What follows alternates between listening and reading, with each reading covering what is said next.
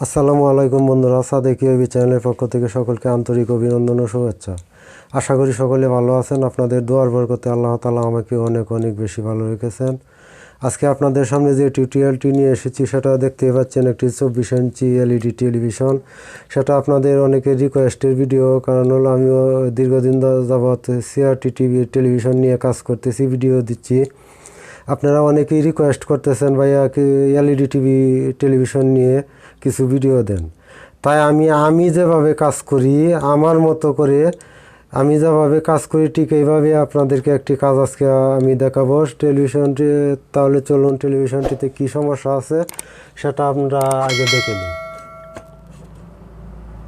প্রথমে আমি লাইনটি দিলাম, লাইনটি দেওয়ার পরে দেখুন রেড বাতিটি জ্বলে গেছে। এখন আমি পাওয়ার অন করব।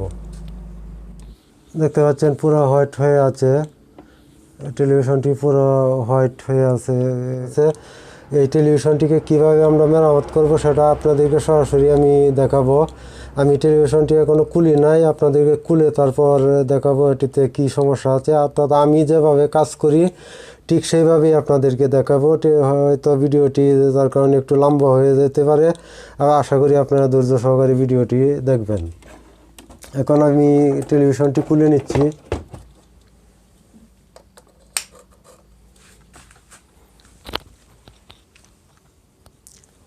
টেলিভিশনটি খুলে নিচ্ছি, স্ক্রুগুলি খুলে নিচ্ছি।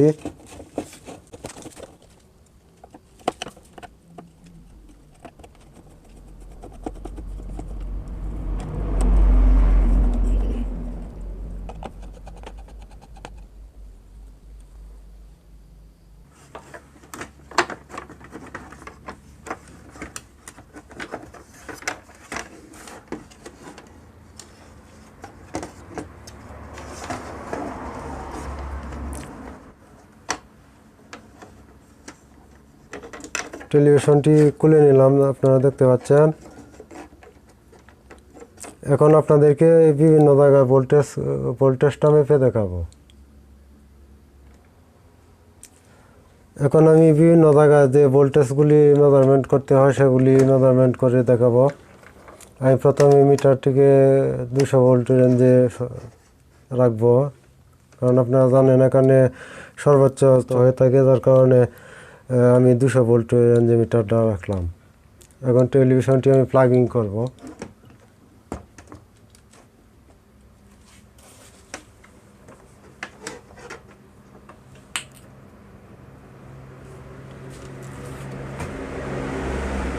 প্লাগিং করব, তারপর দেখতে পাচ্ছেন রেড বাতিটি জ্বলে গেছে। এখন আমি আবার টেলিভিশনটি অন করলাম। কাজটি করতে হবে সেটা হলো, টিকন বোর্ড থেকে এখানে যে ভোল্টেজটা আসার কথা আপনারা জানেন, এখানে 3.3 ভোল্ট কোনো টিকন বোর্ডে আসে, আবার কোনো টিকন বোর্ডে 5 ভোল্ট আসে, আবার কোনো টিকন ভোল্টে 20 ভোল্ট আসে, অর্থাৎ 12 ভোল্ট আসে। সেটা আমি এখন আপনাদেরকে মেপে দেখাবো। টেলিভিশনটি অন আছে, এখন আমি সেটা আপনাদেরকে মেপে দেখাচ্ছি।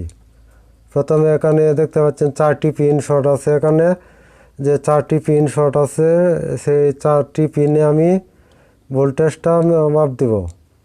এখানে মাপ দেব, দেওয়ার পরে দেখতে পাচ্ছেন এখানে 20 ভোল্ট দেখাচ্ছে, অর্থাৎ 12 ভোল্ট এখানে দেখাচ্ছে। এখান থেকে এই যে রেকটিফায়ার হয়ে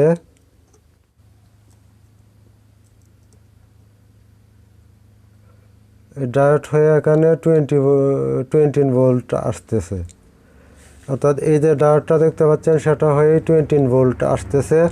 এখানে আমার মনে একটি কনফিউশন জাগে অনেক সময়, ডায়োডটা আসলে কি কাজ করে সেটা কিন্তু অনেকে জানেন না। ডায়োড, ক্যাপাসিটর, ট্রানজিস্টর এগুলি কি কাজ করে জানেন না, কারণ অনেকেই যারা আমার ইউটিউব ফলোয়ার আছেন তারা অনেকেই অনেকজনের ভিডিও দেখেন। আসলে যারা ইউটিউব দেখে ভিডিও কাজ শিখতেছেন তারা, আমি মনে করি যে অন্তত 99% লোক, অর্থাৎ ইউটিউব দেখে যারা ভিডিও শিখতেছেন তাদের উদ্দেশ্যে বলতেছি, ট্রানজিস্টর কি কাজ করে, ডায়োড কি কাজ করে, ক্যাপাসিটর কি কাজ করে, রেজিস্টর কি কাজ করে, আসলে এগুলি আপনারা বুঝেন না। না বোঝার কারণে আপনারা এই কাজগুলি করতে পারেন না। যার কারণে আমি চিন্তা ভাবনা করেছি যে ট্রানজিস্টর, ক্যাপাসিটর এবং ডায়োড সম্পর্কে, রেজিস্টর এবং রেজিস্ট্যান্স, এটি কিন্তু আসলে দুটি শব্দ। রেজিস্টরে এক জিনিস, রেজিস্ট্যান্সেই আরেক জিনিস, সেটা আপনারা জেনে নেন। রেজিস্টর কি এবং রেজিস্ট্যান্স কি সেটা আমি আপনাদের জন্য ভিডিও দেবো, ভিডিওতে বুঝতে পারবেন। ডায়োড সম্পর্কে আপনাদেরকে পূর্ণাঙ্গ আমি ধারণা দেব, এবং অর্থাৎ ট্রানজিস্টর কীভাবে কাজ করে সে বিষয়ে আপনাদেরকে আমি পুরোপুরিভাবে প্র্যাকটিক্যাল এবং থিওরি দেখাবো, সেটা অ্যানিমেশনের মাধ্যমে দেখাবো যে বাস্তবে আসলে একটা ট্রানজিস্টর কীভাবে কাজ করে, একটি ডায়োড কীভাবে কাজ করে, একটি ক্যাপাসিটর কীভাবে কাজ করে। এখানে দেখতে পাচ্ছেন আপনার অসংখ্য ডায়োড, অসংখ্য ক্যাপাসিটার আছে, অসংখ্য ট্রানজিস্টর আছে, মোসফেট আছে, ইন্ডাক্টর আছে, অসংখ্য ইন্ডাক্টর কী এবং কেন কীভাবে কাজ করে সে বিষয়ে আপনাদের আগ্রহ কম। আসলে যারা ইউটিউব দেখে কাজ শিখতেছেন, আমি মনে করি সেই ভিডিওটি আপনাদের জন্য অত্যাধিক উপকারী। সেই ভিডিওটি আপনারা মনোযোগ সহকারে দেখবেন। আমার অলরেডি ডায়োড নিয়ে, ক্যাপাসিটর নিয়ে কিছু ভিডিও দেওয়া আছে, সেগুলোতে বিস্তারিত আলোচনা করা নাই, তবুও কাজ করতে গেলে যতটুকু প্রয়োজন ততটুকু দেওয়া আছে, সেই ভিডিওগুলি দেখে নেবেন। এবং ট্রানজিস্টর নিয়ে যে ভিডিওগুলি আমি সামনে আনতেছি, ট্রানজিস্টর, ক্যাপাসিটর এবং রেজিস্টর বা ডায়োড কীভাবে কাজ করে, বাস্তবে কীভাবে কাজ করে, অ্যানিমেশনের মাধ্যমে এবং প্র্যাকটিক্যালি আপনাদেরকে দেখাবো। এবং এই টেলিভিশনের কাজ আমি বেসিক থেকে শুরু করার ইচ্ছা ছিল, কিন্তু আপনাদের রিকোয়েস্টের কারণে আমি এই ভিডিওটি তাড়াহুড়া করে এভাবে তৈরি করলাম। আপনারা জানেন আমি পুরোপুরি টিভির কাজের উপর পেশা নির্ভরশীল না, যার কারণে আমার যেহেতু অন্য পেশাও আছে, আমার এই ভিডিওগুলি করতে অনেক কষ্ট হয়, ঝামেলা হয়, শ্রম দিতে হয়। আপনারা ভিডিওগুলি মনোযোগ সহকারে দেখবেন। তাহলে চলুন এই টেলিভিশনটিতে কি সমস্যা আছে সেটা আমি দেখে নিই, আপনাদেরকে ফাইন্ড আউট করে দেখিয়ে দেই। এখানে আমি মাপ দিয়েছিলাম, এখানে টিকন বোর্ডে 12 ভোল্ট এখানে আসছিল, একটি ডায়োড হয়ে এখানে 12 ভোল্ট উপস্থিতি আছে। এখানে যেহেতু 12 ভোল্ট উপস্থিতি আছে, এখানে দেখুন বিভিন্ন ধরনের ক্যাপাসিটার আছে। এই ক্যাপাসিটারগুলি ফিল্টারিং হয়ে ডিসি টু আইসিতে ভোল্টেজটা এখানে চলে গিয়েছে। আপনারা জানেন ডিসি টু আইসি থেকে বিভিন্ন ধরনের ভোল্টেজ সাপ্লাই দেওয়া হয়। তার মধ্যে প্রধান হলো বিজিএস এবং এবিডিটি, বিজিএল, বিকম এবং বিডিটি। এই 4-5টা ভোল্টেজ সাধারণত প্রধান এখানে সাপ্লাই দেওয়া হয়। এই 4-5টা ভোল্টেজ আপনাদেরকে আমি মেপে দেখাবো, এবং কিভাবে আপনারা এটাকে কি সমস্যা ফাইন্ড আউট করবেন সেটা আপনাদেরকে এখন দেখাবো। আমি প্রথমে যে বিজিএস পয়েন্টটা আছে সেখানে আমি মাপ দিয়ে আপনাদেরকে দেখাচ্ছি, একটু জুম করে দেখাচ্ছি আপনাদেরকে। দেখুন এখানে বিজিএস পয়েন্টটাতে আমি ধরলাম, একটু স্পষ্ট করে ক্যামেরাটা, বিজিএস পয়েন্টটা একটু স্পষ্ট করে। এখানে দেখুন কোনো ভোল্টেজ শো করতেছে না, বিজিএস পয়েন্টটা কোনো শো করতেছে না। তারপরে এবিডিটি ভোল্টেজটা আপনাদেরকে দেখাচ্ছি। এবিডিটি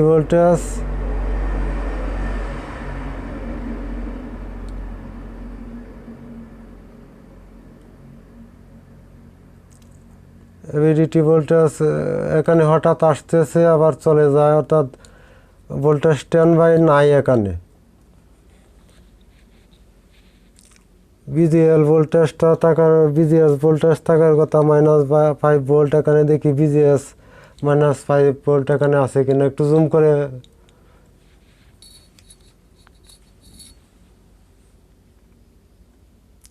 বিজিএসটা এখানে আপনারা মিটারের দিকে লক্ষ্য করুন, মিটারে এখানে দেখুন, এখানে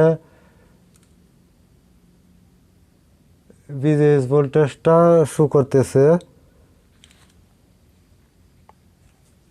তারপরে দেখব বিকম ভোল্টেজ দেখুন 0.1 এখানে আসতেছে, 0.12, অর্থাৎ ভোল্টেজটা পুরোপুরি ঠিক নেই। বিজিএস ভোল্টেজ নাই, এবিডিটি ভোল্টেজ নাই। এখানে দেখুন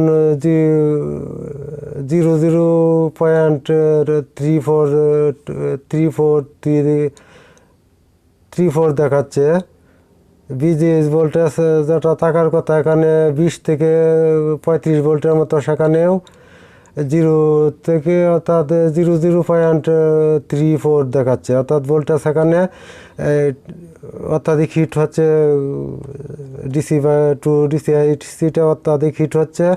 কেন হিট হচ্ছে সেটা আপনাদেরকে এখন দেখাচ্ছি। অর্থাৎ আপনারা জানেন ডিসি টু ডিসিআইটি আইসির যদি বিজিএস অথবা এভিডিটি ভোল্টেজ কোনো জায়গায় শর্ট থাকে, অর্থাৎ এই যে দেখতে পাচ্ছেন আপনারা বিজিএস এবং এভিডিটি ভোল্টেজ যদি কোনো জায়গায় শর্ট থাকে তাহলে ডিসি টু ডিসিআইটি আইসিটা অত্যাধিক গরম হবে, যেহেতু তাহলে এটা প্যানেলেও শর্ট থাকতে পারে অথবা এখানে যে ক্যাপাসিটারগুলি আছে ক্যাপাসিটারেও শর্ট থাকতে পারে।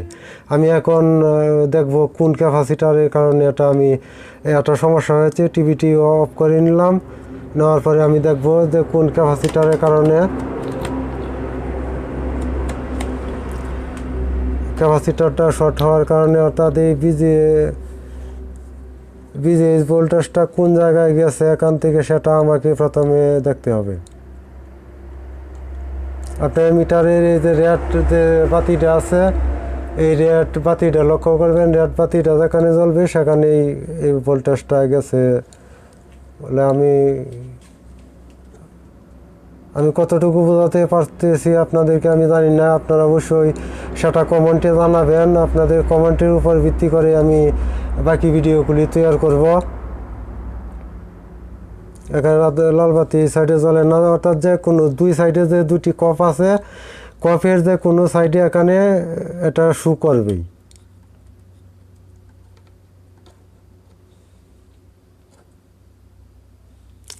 মিটার শর্ট এখানে দেখুন, অর্থাৎ এই লাইনটা এখানে সরাসরি আসতেছে। তাহলে এই যে একটা ক্যাপাসিটার আছে, এই ক্যাপাসিটারটা কালারটা একটু কালো হয়ে গেছে। ক্যাপাসিটারটা আপনাদেরকে এখন আমি মেপে দেখাচ্ছি এটা শর্ট হয়ে গেছে কিনা। ক্যাপাসিটারটা শর্ট, অর্থাৎ মিটারের যে বোঝার মোডটা আছে সেখানে আমি রাখছি। আপনারা সাউন্ডটা হয়তো শুনতে পাচ্ছেন না, আমার মাইক্রোফোন থেকে মিটারটা অনেক দূরে, কিন্তু লাল বাতিটি অবশ্যই আপনারা দেখতে পাচ্ছেন। আমি আবার উল্টিয়ে মাপ দিচ্ছি।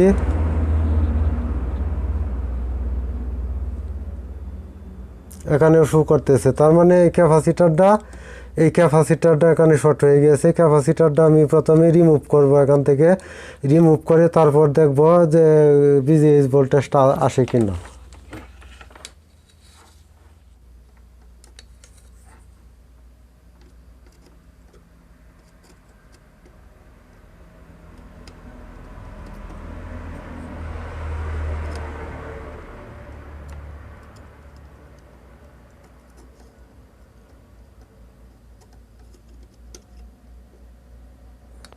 ক্যাপাসিটারটা দেখতে পাচ্ছেন আমি রিমুভ করে নিয়েছি। এখন ক্যাপাসিটারটাকে আমি আলাদা আবার মেপে দেখব এটা আসলে কি শর্ট আছে কিনা।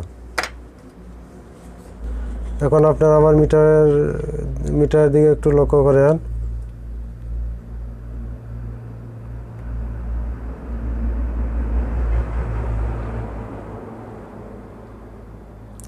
ফাইনালি এটা শর্টই দেখাচ্ছে। এটাকে যদি আমি একটু উল্টিয়ে ধরি, শর্টই দেখাচ্ছে, ডাইরেক্ট শর্ট দেখাচ্ছে ক্যাপাসিটারটা। এখন এই ক্যাপাসিটারটা আমার এই জায়গায় যদি না লাগাই তাহলেও চলবে, সেটাই বোঝার বিষয়। যার কারণে আমি আপনাদেরকে প্রথমেই বললাম, যারা ইউটিউব ভিডিও দেখে কাজ শিখতেছেন তারা অবশ্যই আমার যে ক্যাপাসিটার বা রেকটিফায়ার বা ডায়োড, তারপরে ট্রানজিস্টর, এই ভিডিওগুলি অবশ্যই আপনারা মনোযোগ সহকারে দেখবেন। তাহলে আপনারা এইভাবেই কাজ করতে পারবেন। আর যদি আপনারা শুধু মুখস্থ বিদ্যার উপরে নির্ভর করেন, প্র্যাকটিক্যালের উপর নির্ভর করেন, তাহলে যে কাজটা দেখবেন এটার উপরেই আপনাদের থাকতে হবে। আপনারা নতুন কিছু করবেন সেটা আপনারা করতে পারবেন না। অর্থাৎ আমি আপনাদেরকে রিকোয়েস্ট করব, আপনারা বুঝে শুনে কাজ করুন। অর্থাৎ আপনারা বুঝে শুনে একটা কাজ করুন, তাহলে কাজের আলাদা মজা পাবেন এবং কাজও করতে পারবেন। আর যদি এইভাবে মুখস্থবিদ্যার উপরে থাকেন তাহলে কাজ করতে পারবেন না। বুঝে শুনে কাজ করার জন্য আমার ট্রানজিস্টর, ডায়োড এবং ক্যাপাসিটর, রেজিস্টর এই ভিডিওগুলি অবশ্যই দেখবেন। সেই ভিডিওগুলি আমি এরপরেই আনতেছি, সেই ভিডিওগুলি আপনারা দেখবেন। আমি আশা করি যারা একদম জিরো এই কাজে তারাও এই ভিডিওগুলি দেখলে আপনারা বুঝতে পারবেন। এখন আমি দেখি টিভিটি আবার রানিং হয় কিনা। এখন আমি আবার মিটারটিকে ভোল্টের রেঞ্জে রাখবো।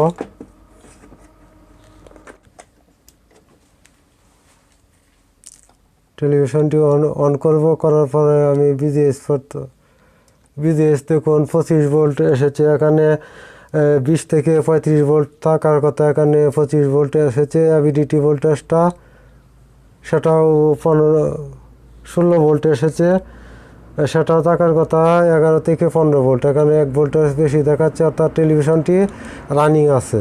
এখন রানিং হয়েছে সেটা আপনাদেরকে এখন আমি সামনে দেখাবো। সামনের সাইডটা আপনাদেরকে আমি দেখাচ্ছি।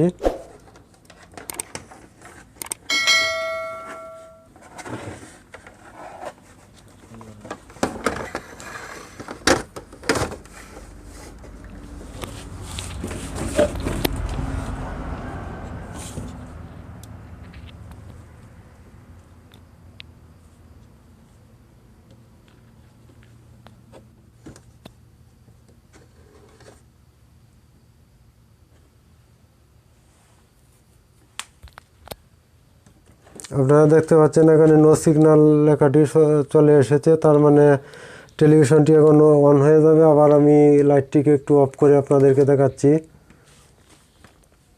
দেখুন নো সিগন্যাল লেখাটি এখানে চলে এসেছে টেলিভিশনটিতে। অর্থাৎ ক্যাপাসিটারটি যে আমি রিমুভ করেছি সেটার পরিবর্তে কিন্তু আমি লাগাই না, অর্থাৎ না লাগাইলেও চলবে। এই ক্যাপাসিটারটি যদি আমি না লাগাইলে কী ধরনের সমস্যা হতে পারে সেটা আপনাদের অবশ্যই জানা থাকতে হবে, নতুবা এই ধরনের একটি ক্যাপাসিটার খুঁজে বের করতে অনেক ঝামেলা হবে। যার কারণে আমার যে ভিডিওগুলি আছে দেব ক্যাপাসিটার সম্পর্কে, ট্রানজিস্টার সম্পর্কে, সেইগুলি দেখবেন। সেগুলি দেখার আমন্ত্রণ রইল। আজকে ভিডিওটা এই পর্যন্ত রাখলাম। ভিডিওটি যদি ভালো লাগে তাহলে অবশ্যই একটি লাইক দেবেন এবং আপনারা অবশ্যই মূল্যবান মতামত অবশ্যই জানাবেন ভিডিওগুলি কেমন হলো এবং কিভাবে করলে ভালো হবে সেই মতামতগুলি অবশ্যই জানাবেন। এবং যদি নতুন হয়ে থাকেন তাহলে অবশ্যই আমার এই চ্যানেলটিকে সাবস্ক্রাইব করে রাখবেন। আর যদি সাবস্ক্রাইব করে থাকেন তাহলে আপনাদেরকে অসংখ্য ধন্যবাদ।